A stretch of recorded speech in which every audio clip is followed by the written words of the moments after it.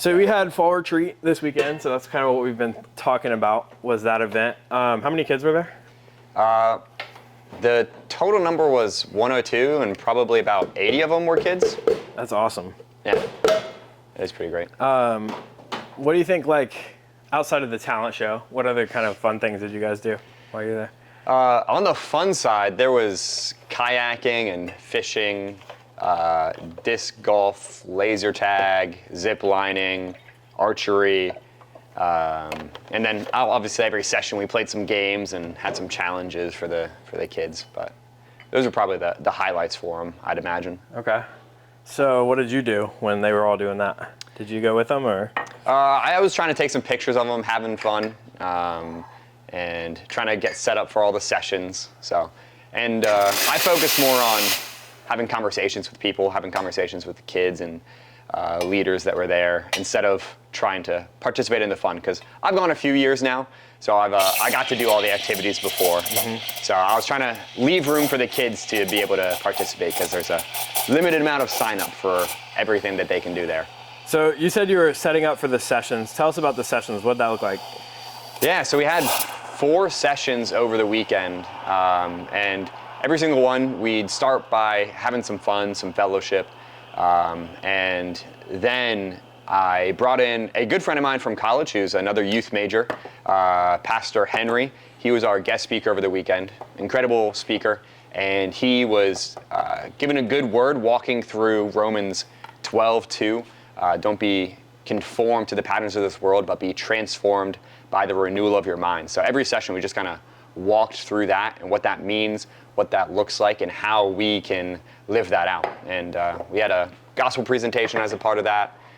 We did communion together. We offered baptisms at those sessions. So that was a big part of it, as well as worshiping together every single session there. And we had an amazing worship team of volunteers who came and gave up their time to help lead some students in worship.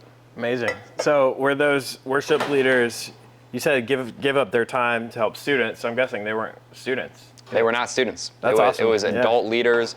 Some of the people that you might see up on stage on a Sunday came down and were helping out. It was wonderful.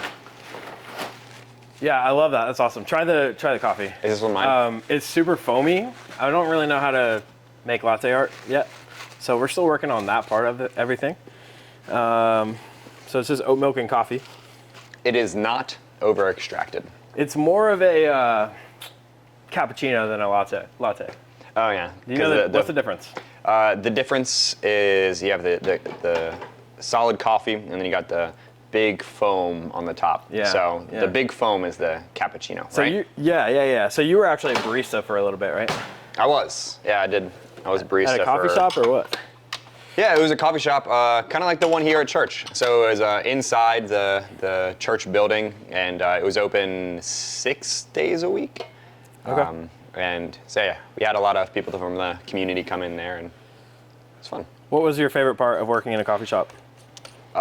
Getting to make tons and tons of different drinks for myself to try out. Favorite drink? I'm gonna give you 2. My favorites were lattes, and back then I would try lots of different flavors, and I made a really good snickerdoodle coffee that I liked. And then we also had a milkshake machine, and so I'd use a creme de menthe and make one that was kind of like McDonald's Shamrock Shake. Ooh. Had a lot of that. So I have a hot take about Shamrock Shakes, and it's that I don't like them. Because I brush my teeth every morning. So why would I drink cold toothpaste? I don't know.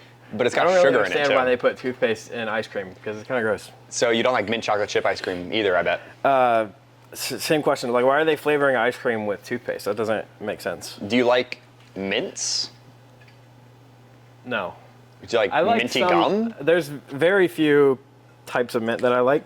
If it's covered in chocolate, I don't like it. So the mints, the chewable mints like that, I don't like. But I like the, what are the little white ones that are really hard? You chew them, or you're not supposed to. Like the soft mints? No, no, they're crunchy. I don't know. They're like wintergreen, some kind of mint. I don't know. Lifesavers? Yeah. That's what they're called. I don't know why I didn't think of that. I think All I know right. the solution to this problem. Okay, what is it? You switch to a non-minty toothpaste, and then you won't associate the No, two. I'm not And then gonna you do can that. start enjoying all the wonderful mint flavors. I'm not gonna do that. So, did you brush your teeth at fall retreat? I did, Do you and think the kids did? I'd say 70 to 80% of the kids probably brushed their teeth. And I'd say probably 60% of them took a shower, judging by the smell on the bus. 60% is, I feel like, not bad. It Could be worse. could be worse. Yeah, a couple of them told me when we got back, they're like, yeah, I didn't shower that whole weekend. Why are they telling you that? I don't know. I wish they would. Oh, a couple of them fell in the lake. Fell in the lake. Yeah. Doing what? While they were fishing or what? Yeah, they were fishing on the kayaks and then just tumbled on in. That's awesome. That was kind of funny. So the lake, is that where you baptize people? You said you offered some baptisms. We did not do baptisms in the lake this year. So we did in the meeting room. We had a nice jug and bowl, and we did some pour over baptisms Awesome. with our students there. Let's talk about baptisms a little bit. Who got baptized? Well, you don't have to say names because there's how many? I think 7 of them. 7 baptisms. Wow, that's awesome. That's So pretty what do you great. think, like, what was that moment like for them? And I think it was one where they're starting off a little nervous, right? Because they're in front of a bunch of people, a bunch of their peers. But I kind of introduce what baptism is. I talk about it. I'm saying like, hey, we're going to do this. And I know a lot of them have been talking about it beforehand with me or their parents. So some of them were like kind of feeling it out, seeing if they're going to do it there. And after I talk about it and give that invitation, it's really just the Spirit's going to call them and be like, now's your time. And they can either say yes or no.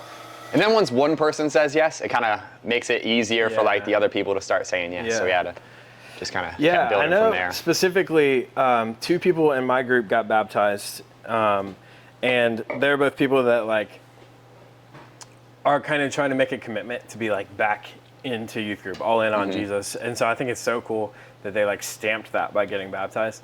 Yeah. We were talking At a about youth it. event. Yeah, at a youth event. So we were talking about it on Saturday morning, just like what is the next step for them? What is the next step for each and every one of those kids in that group? And like, I think I might be wrong, but every kid in my group that went to that retreat is now baptized. And so like, That might be true. I don't know, like, what do you think the next step for people who have been baptized, who have committed their life to Jesus, and like want to say, I'm all in for God? Like, what's the next step for them? What for students? What do you see that as? Yeah, I mean, there's really a lot of things that it could be, but I'll give 2 that have been kind of on my heart. One would be living that transformational life. That's kind of what we talked about this weekend. So really focused on having Jesus in you, pursuing that relationship with him, and as you grow closer to him, he's going to transform your life from the inside out. Now sort of the whole theme of the weekend. And then I think the other part that a lot of students, or probably adults too, struggle with is just talking to people about Jesus. Yeah. And so whether that be sharing your faith and like actually presenting the gospel or just inviting someone to church. And I want to shout out Isaiah because I know he'd been feeling that and he was like, I'm going to do it. And he actually invited a friend to church and they came for the past few Sundays consistently. Yeah. And so I think that's a really big one that a lot of students kind of struggle with. So we talk about that a lot. Yeah, I think like, especially in high school, like people are just down to hang out, they just want to hang out. And so like, if there are, maybe parents are watching this and they feel like their kid doesn't have these kind of relationships or isn't taking these kinds of steps in their relationship with God, I think it starts with just like showing up, right? Making a commitment to be there. And like, I know like even one of the kids that got baptized in my group, like, he said, I need to make this commitment to just be here, right? I just need to be here. Now that I have my license, like this is a priority for me. And I think that's something that like into adulthood, we kind of miss out on sometimes. We miss out on the priority of like just showing up when God calls. And like what is Pastor Carey always says, the ministry of presence. Like God is present in our hearts, just like working on us. And so like when we're with other people who are being worked on by God, just the presence of that is going to change people, right? Yeah, I know Pastor Dave says something like that too. He says presence matters most, and he says that in regards to like parents, like being present in their students' lives, but also like the students being present at their things, because we got a lot of leaders who love and care about them, who are present for them every single week, and their peers that are present every single week, and that's where a lot of those relationships grow.